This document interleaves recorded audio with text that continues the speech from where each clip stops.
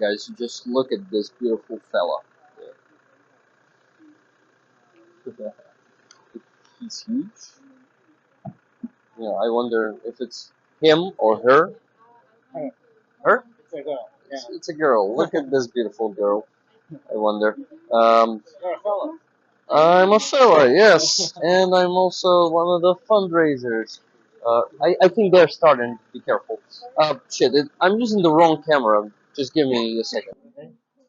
Look who else we have here, guys. She looks a bit like Floki, just with some white elements.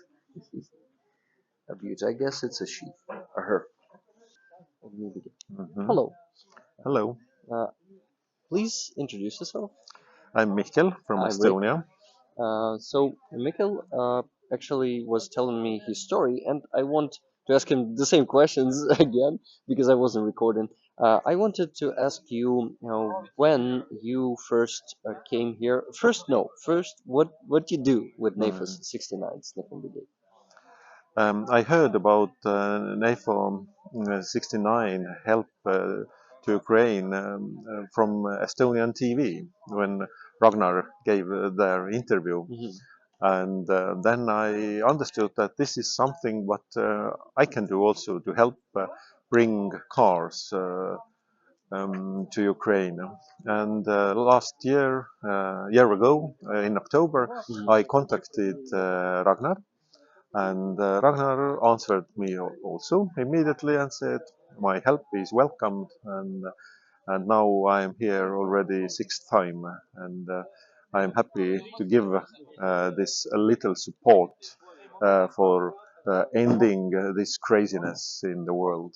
And I'm totally seeing that this war, what Ukrainians are doing, Hmm. is not just Ukrainian war. It's a war um, on the behalf of all the mm, Free.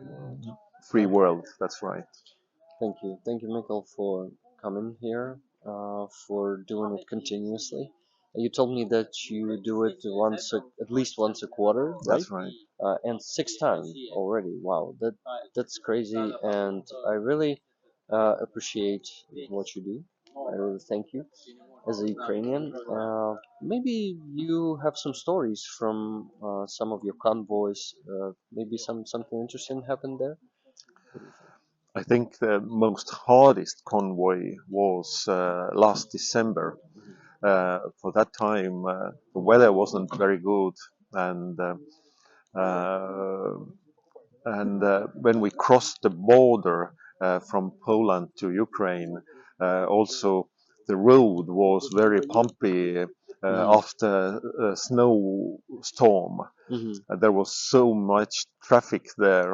And then our convoy was also not only our convoy, but all the traffic was stopped Uh-huh. um, for giving free movement for official convoy, probably tanks or something.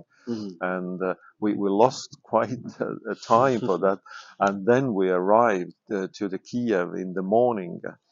We were so tired, but we were happy. There was no accident or anything, and we happily gave cars over the next morning. Awesome. But it was freezing back then, right? It was cold. Yeah, this time, this last winter convoy, this was cold, yes, but of course, Estonians, we know what it is winter, and we have warm clothes and warm boots. Yeah, we're, You prepared yes, and you had yes. experience. And what do you think this winter how it will be for Ukraine? Is it going to be harder than the last one? You know how it was the last winter, right? I think it isn't harder in that sense that we all understand that today in this war, Ukraine has taken initiative, Hmm. and I think for that reason, for everybody who wants to win from Ukrainian side, um, have the better mood, also from that hope that Hmm. it is going better. Last winter, I think it was more that mm, it wasn't uh, easy when in a little bit it was like the stuck, and then we didn't know what to do and how to do, Hmm. and today Ukraine has much better equipment from uh, allied countries, and so for that sense, I think this winter is better from mentally. Hmm. But of course, uh, to be in the war, it's always hard.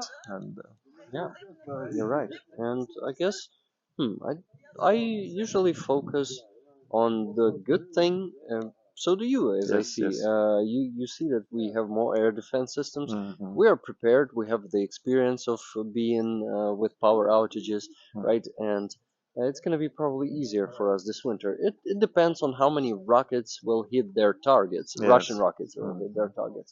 Unfortunately, there's a risk that a lot of them might hit us because we still don't have enough air defense systems. Yes. And I actually want to thank you and all the Estonia for supporting Ukraine uh, with all you have.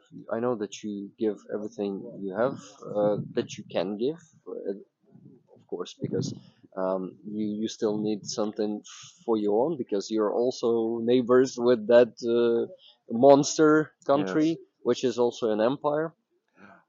That's sad. Yes, and recently there was some sabotage Hmm. between Estonia and Finland gas line, Oh yeah. and it probably is done by Russian. By Russians, and then that's sad. One thing, maybe from the story side, what Hmm. is for me was very interesting. First time I was with the convoy last year here. And then I went into one bar in Kiev, taking my beer after the long driving. And in the next room, there was some laughing and the things. I was a little surprised that during war we must be like little sad and maybe calm. But then I asked from what is going on there?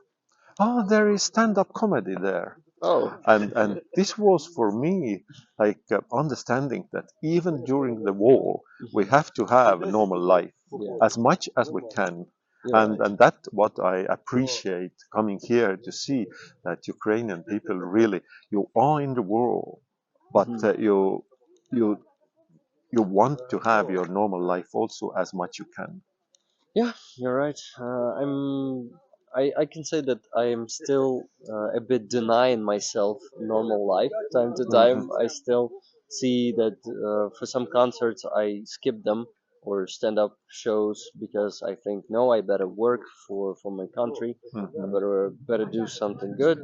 But then I realized that I also need to somehow blow up the steam, to keep being productive for my country. I still Hmm. need to rest time to time, Hmm. and resting somewhere at a concert or in a bar is actually a good idea to give yourself some break That's to right. Hmm. to at least. Oh, there are some bees flying around here.